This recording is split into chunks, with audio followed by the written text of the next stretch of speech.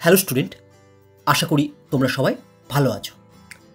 আজ আমরা ক্লাস 8-এর প্র্যাকটিস অফ প্রিভিয়াস লেসন এর মডেল সেট 2 নিয়ে আলোচনা করব। এখানে যে ধরনের অঙ্ক নিয়ে আমরা আলোচনা করব সেই ধরনের অঙ্কগুলো বিভিন্ন প্রতিযোগিতামূলক পরীক্ষায় আসে।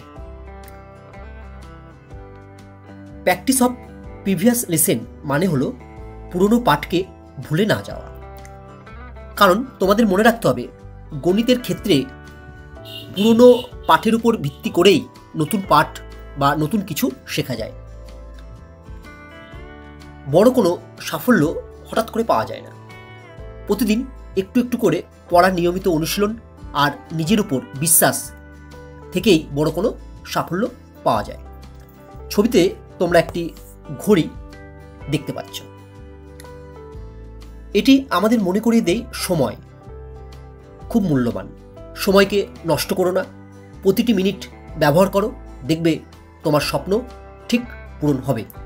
চলো আজ আমরা মডেল সেট 2 নিয়ে আলোচনা করি।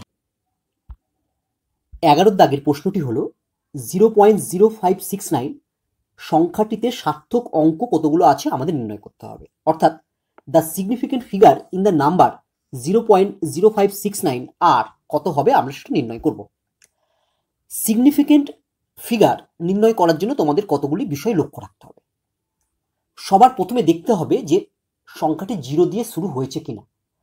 যদি সংখ্যাটি 0 দিয়ে শুরু হয় তাহলে তোমরা খেয়াল করবে যে 0 এই ডিজিট বা অঙ্কটি বাদ দিয়ে অন্য যে কোনো ডিজিট বা অঙ্ক কোথা থেকে স্টার্ট হয়েছে সংখ্যাটি।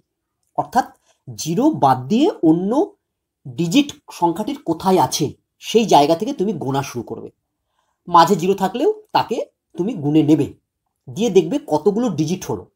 সেটাই হচ্ছে তার সিগনিফিকেন্ট ফিগার বা সার্থক অঙ্ক। আমি তোমাদের একটি উদাহরণের মাধ্যমে বোঝানোর চেষ্টা করছি। ধরো 2.076 এটা একটা সংখ্যা। এই সংখ্যাটি দেখো শুরু হয়েছে 0 বাদে অন্য যে কোনো ডিজিট এখানে 2 দিয়ে। তাহলে আমরা এক্ষেত্রে গুনবো প্রথম থেকেই। তাহলে এখানে কটা ডিজিট হলো দেখো, 1 2 3 4।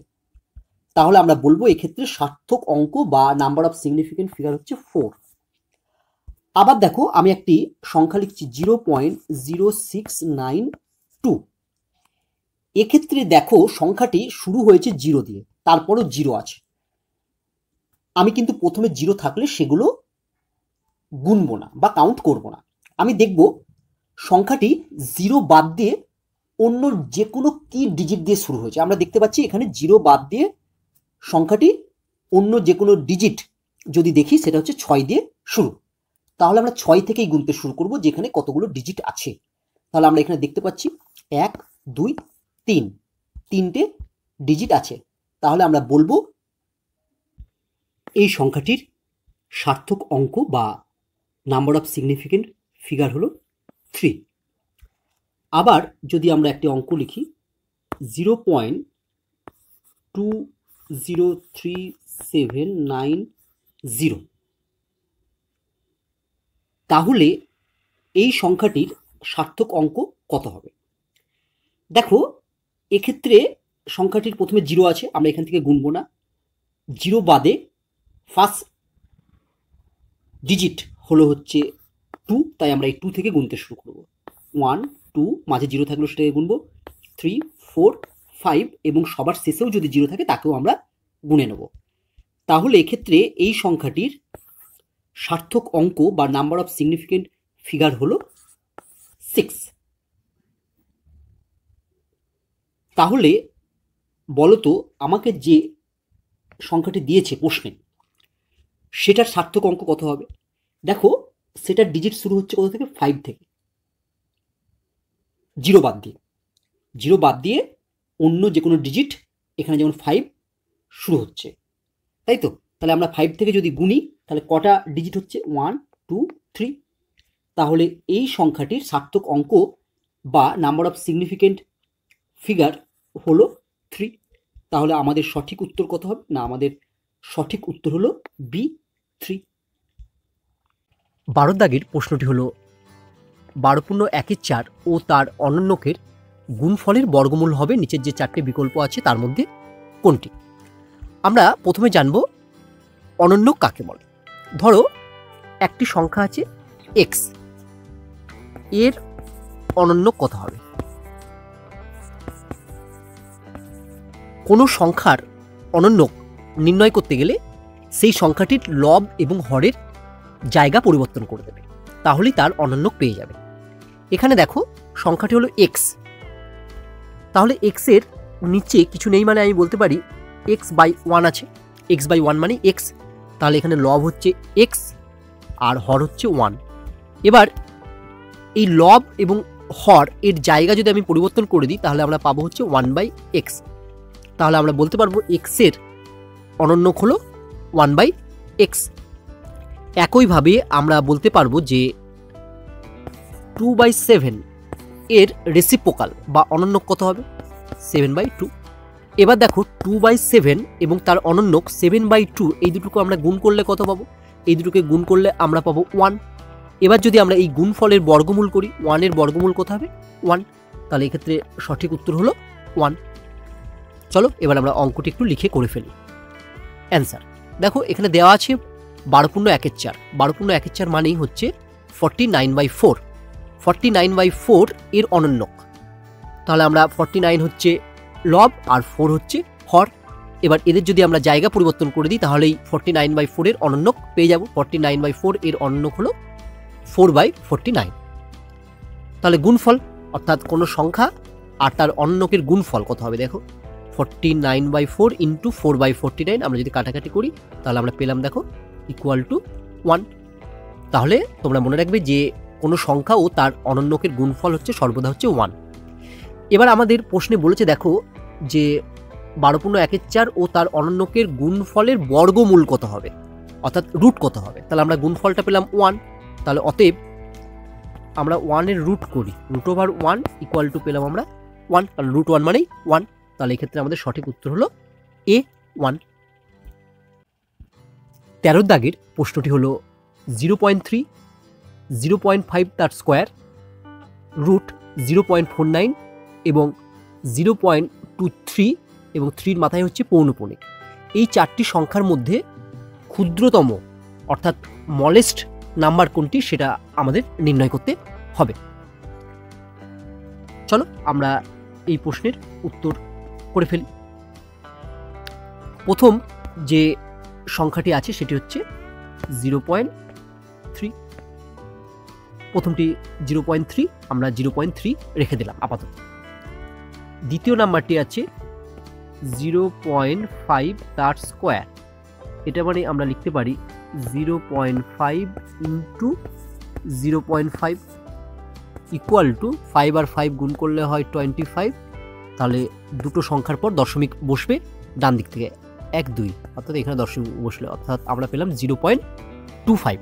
যেহেতু আমরা দেখতে পাচ্ছি যে দশমিকের পর দুটো ডিজিট আছে তাই আমরা 0.3 প্রথমে যেটা লিখেছিলাম সেটাকে আমরা লিখতে পারি দেখো 0.30, কারণ দশমিকের পর কোনো সংখ্যা থাকলে সেই সংখ্যার শেষে তুমি তোমার প্রয়োজন মতো 0 বসাতে পারো, যতগুলো প্রয়োজন।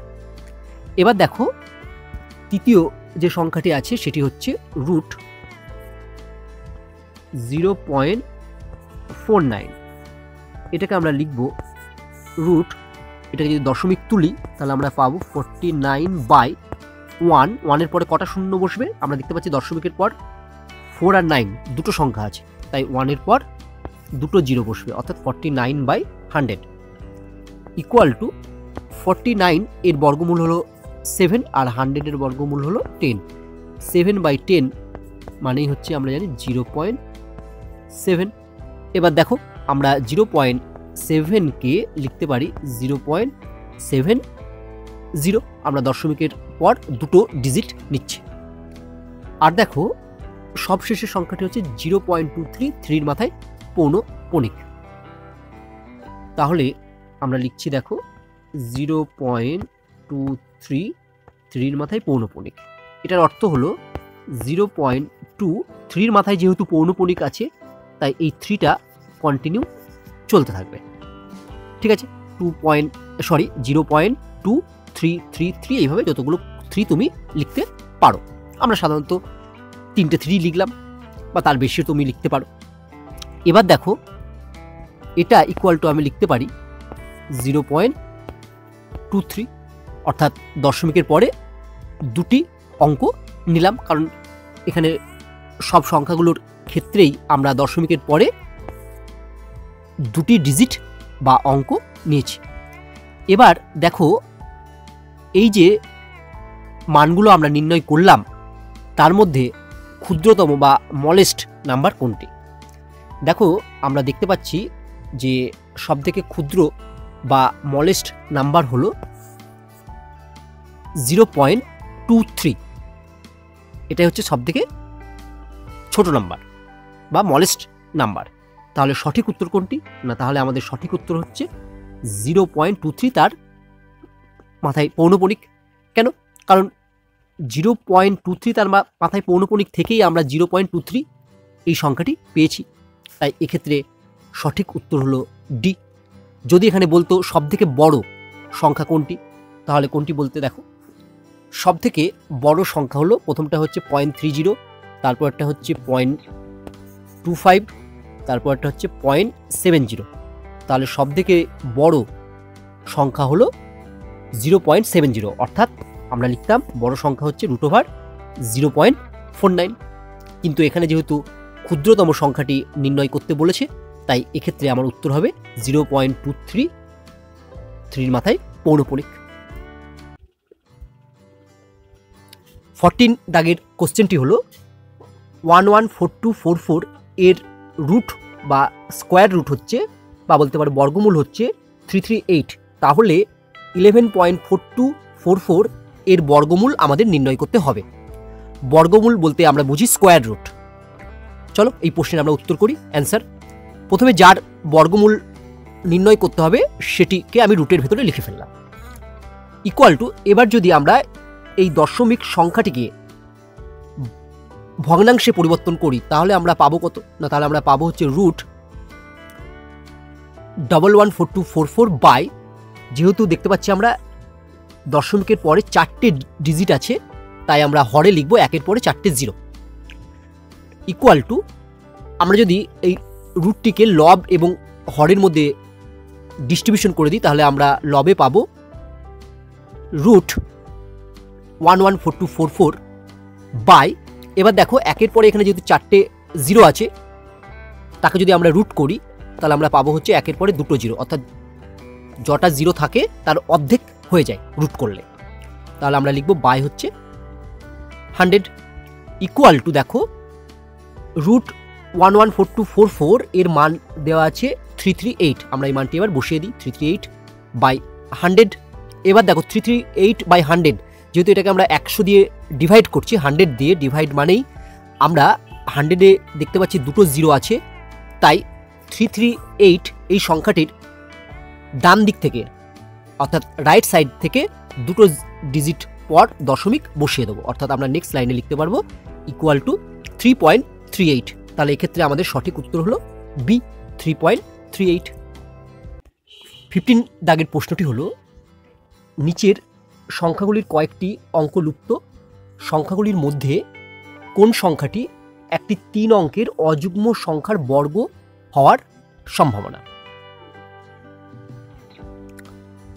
দেখো 3 অঙ্কের সবথেকে ছোট সংখ্যা হলো 100 বা 100।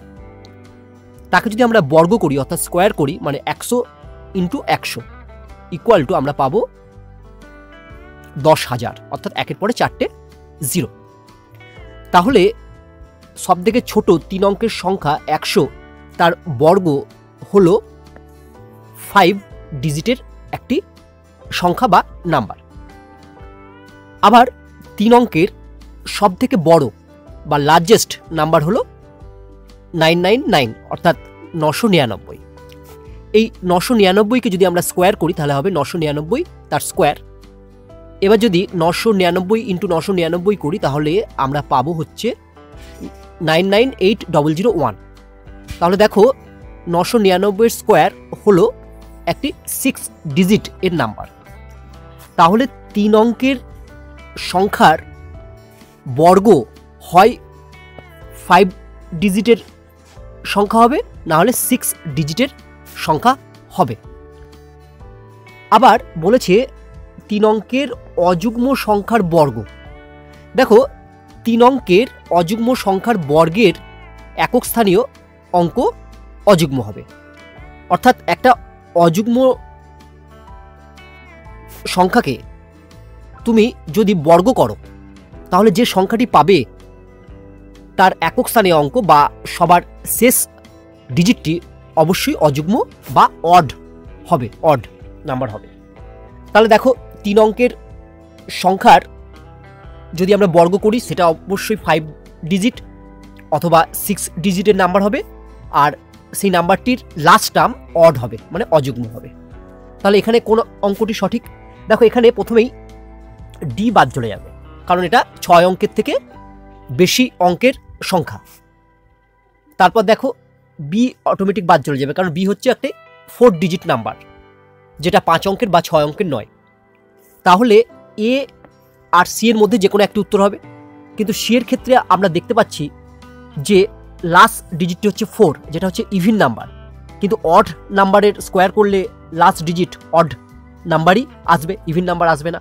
তাহলে সি অপশনও বাদ চলে গেল। তাহলে এক্ষেত্রে আমাদের সঠিক উত্তর হবে এ। দেখো এটা হচ্ছে একটা 6 ডিজিট নাম্বার এবং লাস্ট যে ডিজিটটি আছে সেটি 1, মানে অড। 16 দাগের প্রশ্নটি হলো 1.218713 এর 3 দশমিক এবং 4 দশমিক স্থান পর্যন্ত আসন্ন মানদ্বয়ের যে পার্থক্য তার 2 দশমিক স্থান পর্যন্ত আসন্ন মান নিচের যে 4টে বিকল্প আছে তার মধ্যে কোনটি হবে আমাদের নির্ণয় করতে হবে। আমরা প্রথমে 3 দশমিক স্থান পর্যন্ত আসন্ন মান নির্ণয় করব। দেখো 3 দশমিক স্থান পর্যন্ত আসন্ন মান মানে দশমিকের পরে আমাকে 3 দশমিক স্থান পর্যন্ত লিখতে হবে। তার জন্য আমরা প্রথমে কি করব, যে দশমিকের পরে 2 দশমিক স্থান পর্যন্ত আমি লিখব। 3 দশমিক স্থানে যে সংখ্যাটি এখানে আছে সেটা হচ্ছে 8, সেটি বাদ দিয়ে। তাহলে আমরা প্রথমে লিখে ফেললাম 1.21। আমাকে কিন্তু বলেছে 3 দশমিক স্থান পর্যন্ত আসন্ন মান বার করতে। তাহলে দেখো 3 নম্বরে যে ডিজিটটি আছে সেটি হচ্ছে 8। এরপর দেখব 8 এর পরের যে ডিজিটটি আছে যেটা হচ্ছে 7। 7 সংখ্যাটি 5-এর থেকে বড়, তাই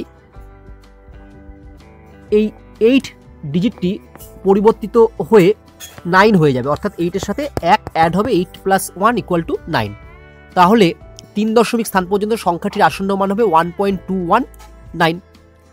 এরপর আমরা 4 দশমিক স্থান পর্যন্ত আসন্ন মান নির্ণয় করব।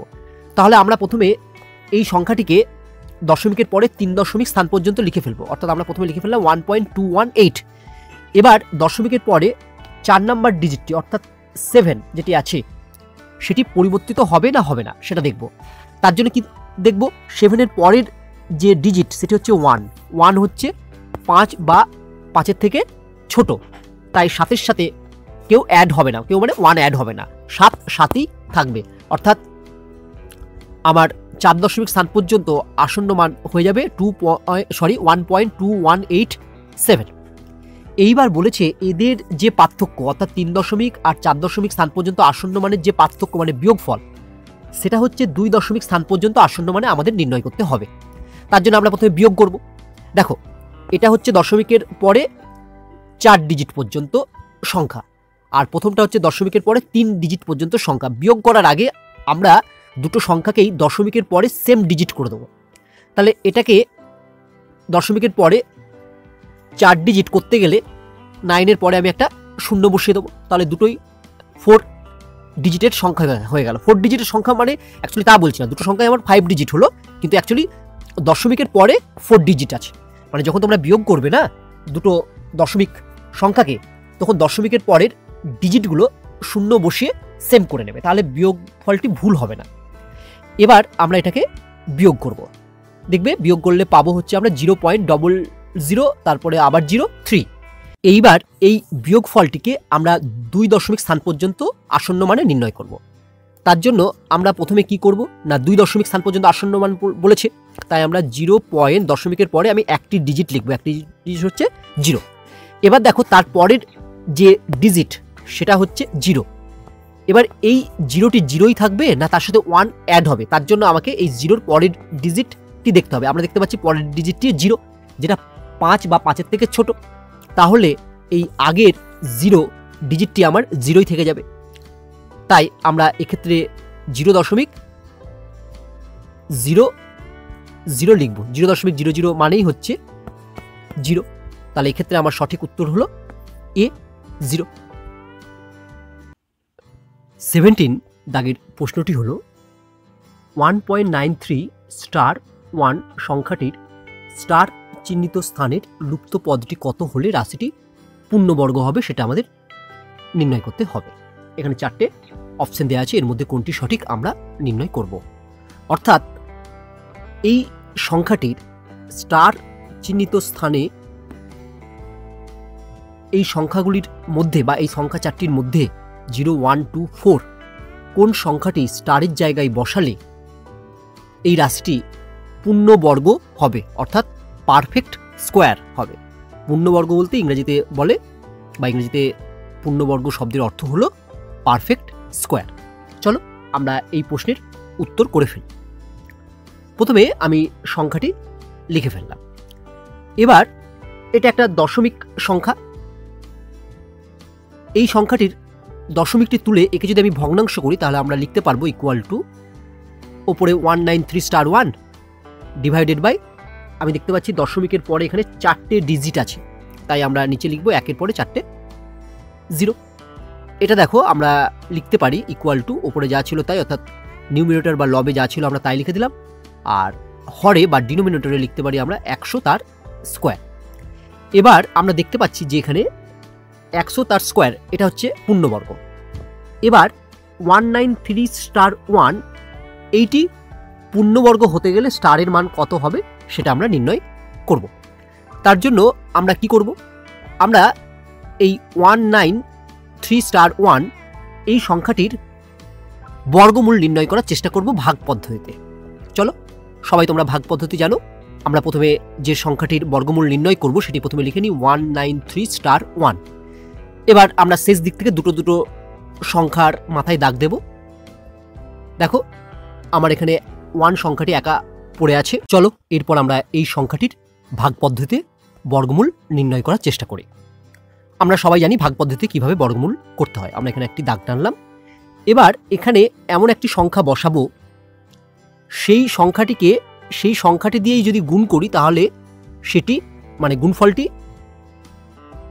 প্রথমে যে 1 আছে সেটির সঙ্গে সমান বা তার থেকে ছোট হবে, তার থেকে কখনোই বড় হবে না। তাহলে আমরা এখানে 1 বসালাম, কারণ আমরা জানি 1 × 1 মানে 1। তাহলে আমরা এই প্রথমে যে 1 আছে তার নিচে আমরা 1 লিখে ফেলবো। এবার আমরা বিয়োগ করব। দেখো বিয়োগ করলে এটা তো 0 হয়ে যাবে।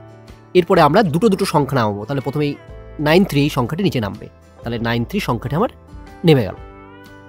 এবার এখানে একটি দাগ টানবো। এবার এখানে কি বসাবো না, এখানে বসাবো এখানে যে 1 লেখা আছে এই 1 সংখ্যাটিকে 2 দিয়ে গুণ করে যেটা হবে সেটা আমরা এখানে বসাবো। অর্থাৎ মনে রাখবে এখানে যে সংখ্যাটি থাকবে তার ডবল, অর্থাৎ তাকে 2 দিয়ে গুণ করে যেটি হবে সেটি এখানে আমরা বসাবো। তাহলে যেহেতু আমরা দেখতে পাচ্ছি যে এখানে 1 আছে, তাই 1কে 2 দিয়ে গুণ করলে হয় 2, সেটা আমরা এখানে 2 বসাবো। এবার 2 এর পাশে এমন একটি সংখ্যা বসাবো, সেই সংখ্যাটিকে যদি গুণ করি তাহলে সেটা 93 এর কাছাকাছি বা সমান হবে, তার থেকে বেশি হবে না। দেখো আমরা যদি 1 বসাই তাহলে 21কে 21, সেটা 93 অনেক ছোট হয়ে গেল। আমরা যদি এখানে 2 বসাতাম তাহলে হতো 44, সেটাও 93 থেকে অনেকটা ছোট হতো। কিন্তু আমরা যদি 3 বসাই, একে যদি আমরা 3 দিয়ে গুণ করি তাহলে দেখো 3 × 3 = 9, 3 × 2 = 6, 69 হচ্ছে 93 খুব কাছে। আবার তোমার যদি মনে হতো ওখানে 4 বসাবো 24, তাহলে 4 দিয়ে গুণ করলে কত হতো দেখো, 4 × 4 = 16, 1 × 10 = 6 ছিল, 4 × 2 = 8 আর 1 × 9 96, যেটা 93 থেকে বেশি। তাই এখানে 4 কখনোই বসবে না, সবসময় 3 বসবে। তাহলে আমরা 2 এর পাশে কি বসাবো না 3 বসালাম, আর এখানেও আমরা 3 বসালাম। এবার একে যদি আমি 3 দিয়ে গুণ করি তাহলে যেটা পেয়েছি সেটা আমরা 93 নিচে লিখলাম 69। এবার আবার বিয়োগ করলাম, বিয়োগ করলে আমরা পাবো হচ্ছে 24। এবার সবশেষের যে জোড়া সংখ্যা সেই দুটো আবার নিচে নামালাম, স্টার আর 1। তাহলে এখানে কত বসবে? এবার এখানে বসবে হচ্ছে এখানে যে সংখ্যাটি হয়েছে 13 তার দ্বিগুণ, বা 13কে 2 দিয়ে গুণ করলে যেটা হবে সেটা এখানে বসবে। তাহলে 13 দ্বিগুণ বা 13কে 2 দিয়ে গুণ করলে যেটা হয় 26 এখানে বসলো। এবার দেখো 26 এর পাশে আমি আবার একটা সংখ্যা লিখবো, দিয়ে সেই সংখ্যাটিকে সেই সংখ্যা দ্বারাই গুণ করবো। অর্থাৎ এই 26 এর পাশে যে সংখ্যাটি লিখবো, যদি 6 লিখি তাহলে এই 266 এই সংখ্যাটিকে আমি আবার 6 দ্বারা গুণ করব, দিয়ে নিচে আমরা লিখব। তাহলে দেখো আমি 26 এর নিচে 26 এর পাশে কি কি লিখতে পারি? আমি দেখতে পাচ্ছি এখানে আছে 24 স্টার 1, অর্থাৎ শেষ সংখ্যাটি হচ্ছে 1। তাহলে হয় 26 এর পাশে আমি 1 লিখব, কারণ 261কে যদি 1 দিয়ে গুণ করি তাহলে হচ্ছে শেষ অঙ্কটি 1 আসবে, যেটা শেষে আমার 1 আছে। অথবা কত লিখতে পারো? অথবা তুমি লিখতে পারো হচ্ছে 9। কেন? 9কে 9 দিয়ে গুণ করলে 9 9 81 1 আসে। এবার দেখো 269কে যদি আমি 9 দিয়ে গুণ করি, দিয়ে যেটা পাবো সেটা আমরা এখানে লিখব। তাহলে আমরা কত পাবো? আমরা পাবো হচ্ছে 2421। অবশ্য 9টা এখানেও লিখে ফেলবে পাশে। এবার দেখো এখান থেকে আমরা খুব সহজেই বলতে পারি, যদি স্টার এর মান 2 হয় তাহলে এই বিয়োগফলটি আমার 0 হয়ে যাবে। তাহলে স্টারের মান 2 হলে এই সংখ্যাটি পূর্ণবর্গ হবে। তাহলে আমরা স্টার ইকুয়াল টু কত পেলাম? না, স্টার ইকুয়াল টু 2। তাহলে আমাদের সঠিক উত্তর হলো সি 2। 18 দাগের প্রশ্নটি হলো 0.0003 স্টার 4 সংখ্যাটির লুপ্ত অঙ্কটি কত হলে সংখ্যাটি পূর্ণবর্গ হবে? নিচে 4টে অপশন দেওয়া আছে, এর মধ্যে কোনটি হবে আমাদের নির্ণয় করতে হবে। এর আগের মতোই এই অঙ্কটি আমরা করে ফেলব। পূর্ণবর্গ মানে পারফেক্ট স্কোয়ার বোঝায়। চলো এই প্রশ্নের আমরা উত্তর করে ফেলি। প্রথমে আমরা সংখ্যাটি লিখে ফেললাম, এরপর সংখ্যাটিকে আমরা দশমিক তুলে ভগ্নাংশে পরিবর্তিত করব। তাহলে আমরা লিখব ইকুয়াল টু 3 স্টার 4 বাই 1-এর পরে হচ্ছে 6টা 0, ইকুয়াল টু আমরা লিখব 3 স্টার 4 বাই 1000 তার স্কোয়ার। এবার আমরা এখানে দেখতে পাচ্ছি 1000 তার স্কোয়ার হচ্ছে একটা পূর্ণবর্গ সংখ্যা। এবার এখানে স্টারের জায়গায় কত বসালে 3 স্টার 4 পূর্ণবর্গ হবে আমরা দেখি। দেখো এটা একটি 3 অঙ্কের সংখ্যা, যেটা 3 দিয়ে শুরু। তাহলে 3 অঙ্কের সংখ্যা 3 দিয়ে শুরু, দেখি তাদের স্কোয়ার করলে কি কি পাই। দেখো 17 স্কোয়ার মানে হচ্ছে 289, এটা 3 দিয়ে শুরু নয়, 3 অঙ্কের সংখ্যা। এবার যদি আমি 18 স্কোয়ার করি 324, এটা 3 দিয়ে শুরু এবং 3 অঙ্কের সংখ্যা। এবার দেখো 19 স্কোয়ার মানে 361। তাহলে এবার অপশন দেখো স্টারের মান কত হবে। দেখো এখানে স্টারের মান হচ্ছে 2, অর্থাৎ স্টার যদি 2 হয় তাহলেই 3 স্টার 4 এটি পূর্ণবর্গ হবে। তার মানে আমার পুরো সংখ্যাটি পূর্ণবর্গ হয়ে গেল। তাহলে এক্ষেত্রে সঠিক উত্তর হলো সি। 19 দাগের প্রশ্নটি হলো, একটি আয়তঘনাকার বাক্সের দৈর্ঘ্য 1.2 সেমি, প্রস্থ 0.4 সেমি এবং উচ্চতা 0.3 সেমি হলে ওই বাক্সটির কর্ণের দৈর্ঘ্য কত হবে? একটি আয়তঘনাকার বাক্স মানে জুতোর বাক্স বলতে পারো, বা একটি ঘরও ধরতে পারো। তাহলে সেই ঘরে সবথেকে বড় মাপের যে লাঠিটি কোনাকুনি রাখা যাবে সেটি হলো আয়তঘনাকার বাক্সের কর্ণের দৈর্ঘ্য। আমরা প্রথমে আয়তঘনাকার বাক্সের কর্ণের দৈর্ঘ্যের সূত্রটি জেনে নেব। না, সূত্র আয়তঘনকের কর্ণের দৈর্ঘ্য √ দৈর্ঘ্য স্কোয়ার প্লাস প্রস্থ স্কোয়ার প্লাস উচ্চতা তার স্কোয়ার। চলো আমরা এই প্রশ্নের উত্তর করি। অ্যান্সার কর্ণের দৈর্ঘ্য ইকুয়াল টু √ তাহলে আয়তঘনাকার বাক্সের দৈর্ঘ্য কত? দেখো দৈর্ঘ্য হচ্ছে 1.2 সেমি। তাহলে লিখবো আমরা দৈর্ঘ্য স্কোয়ার মানে হচ্ছে 1.2 তার স্কোয়ার, প্লাস প্রস্থ হচ্ছে 0.4 সেমি, প্রস্থ স্কোয়ার মানে আমরা লিখবো 0.4 তার স্কোয়ার, প্লাস উচ্চতা হচ্ছে 0.3 সেমি। তাহলে আমরা লিখবো হচ্ছে উচ্চতা স্কোয়ার মানে 0.3 তার স্কোয়ার সেমি, ইকুয়াল টু √ দেখো 1.2 তার স্কোয়ার, এটা সমান সমান কত হবে? 1.2কে স্কোয়ার করব। যদি আমরা 12 স্কোয়ার করি, আমরা জানি 12 স্কোয়ার মানে 144। এবার দেখো স্কোয়ার মানে 12 × 12 144। এবার 1.2 তার স্কোয়ার মানে কত? 1.2 × 1.2। তাহলে ডান দিক থেকে যদি আমি দুটোর পর দশমিক বসাই তাহলে এখানে দশমিক বসবে, অর্থাৎ 1.2 তার স্কোয়ার মানে হচ্ছে 1.44। তাহলে আমরা লিখতে পারি 1.2 তার স্কোয়ার এর পরিবর্তে 1.44 প্লাস একইভাবে 0.4 তার স্কোয়ার মানেই হচ্ছে 0.16 আর 0.3 তার স্কোয়ার মানেই হচ্ছে আমরা লিখব প্লাস 0.09 এত সেন্টিমিটার ইকুয়াল টু এইগুলোকে যদি আমরা সব যোগ করি তাহলে কত পাবো দেখি, √1.69। নেক্সট পেজে √1.69 কে আমরা লিখতে পারবো √169/100 ইকুয়াল টু, দেখো 169 এর রুট হচ্ছে 13 আর 100 এর রুট হচ্ছে 10, তাহলে আমরা পেলাম ইকুয়াল টু 13/10 ইকুয়াল টু এটা হবে 1.3। তাহলে আমাদের সঠিক উত্তর হলো কি 1.3। তাহলে আমাদের সঠিক উত্তর হচ্ছে বি 1.3। 20 দাগের প্রশ্নটি হলো দুটি সংখ্যার গুণফল 12/14 এবং ভাগফল 8/21 হলে সংখ্যা দুটি নির্ণয় করো। অর্থাৎ আমাকে দুটি সংখ্যার প্রোডাক্ট বলে দিয়েছে 12/14 এবং কোসেন্ট বলে দিয়েছে 8/21। তাহলে আমাদের নির্ণয় করতে হবে কি, ফাইন্ড দ্য টু নাম্বারস। চলো আমরা এই প্রশ্নের উত্তর করে ফেলি। আমি প্রথমে ধরি সংখ্যা দুটি XY, না ধরি সংখ্যা দুটি X ও Y। তাহলে বলেছে সংখ্যা দুটির গুণফল মানে XY ইকুয়াল টু কত? XY ইকুয়াল টু হচ্ছে 12/14 এবং ভাগফল মানে আমি ধরে নিচ্ছি x/y, y/x লিখলেও হতো, আমি x/y লিখলাম, কেউ যদি y/x লিখে তাহলেও হবে। তাহলে x/y ইকুয়াল টু বলে দিয়েছে হচ্ছে 8/21। এবার আমাদের এই দুটো সমীকরণ সমাধান করে x এবং y এর মান নির্ণয় করতে হবে।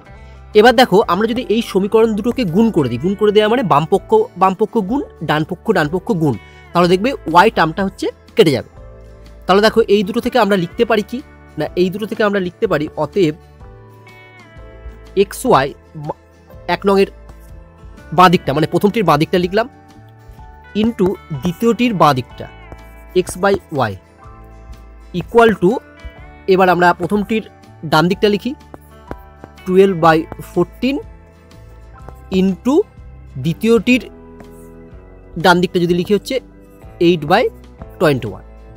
এবার দেখো এখান থেকে y কেটে গেল, আর এইদিকে যদি কাটাকাটি করি আমরা 2 দিয়ে যদি কাটি আমরা 2 6 12 আর 2 7 14। এবার আমরা যদি আবার 3 দিয়ে কাটাকাটি করি, দেখো 3 7 21 3 2 6। তাহলে এখান থেকে আমরা পাচ্ছি দিস ইমপ্লাইজ x আর x যদি গুণ করা হয় তাহলে x² ইকুয়াল টু, এদিকে হচ্ছে 2 আর 8 গুণ করলে 16 আর 7 আর 7 গুণ করলে 49, অর্থাৎ ইকুয়াল টু হচ্ছে 16/49। তাহলে x² ইকুয়াল টু 16/49 থেকে আমরা নেক্সট পেজে লিখতে পারবো, দেখো this implies x equal to হবে √16/49। এখান থেকে আমরা পাবো this implies x equal to হচ্ছে 16 এর রুট হচ্ছে 4 আর 49 এর রুট হচ্ছে 7, অর্থাৎ x ইকুয়াল টু হচ্ছে 4/7। এবার আমরা y এর মান বার করব। দেখো আমরা প্রথম সমীকরণে পেয়েছিলাম xy ইকুয়াল টু 12/14। তাহলে আমি লিখছি কি না xy equal to 12/14। This implies, এখানে যদি আমরা x এর মান বসিয়ে দিই, x এর মান হচ্ছে 4/7 into y equal to 12/14। This implies y equal to হবে দেখো 12/14 ইন্টু 4/7টা y এর সঙ্গে মাল্টিপ্লাই আছে, তাহলে লেফট হ্যান্ড থেকে রাইট হ্যান্ডে গেলে 4/7টা হয়ে যাবে আমার, ইন্টু হচ্ছে 7/4। এটাকে যদি আমরা কাটাকাটি করি তাহলে কি হয় দেখো 4 3 12 আর 7 2 14। This implies y equal to হচ্ছে 3/2। তাহলে y এর মান আমরা পেয়ে গেলাম 3/2। তাহলে আমরা ফাইনালি লিখতে পারবো অতএব x ইকুয়াল টু হচ্ছে 4/7, ওয়াই ইকুয়াল টু হচ্ছে 3/2। তাহলে দেখি আমাদের সঠিক উত্তর কোনটি। দেখো এক্ষেত্রে সঠিক উত্তর কোনটি হবে, এক্স ইকুয়াল টু 4/7 আর ওয়াই ইকুয়াল টু 3/2, অর্থাৎ সঠিক উত্তর হলো এ।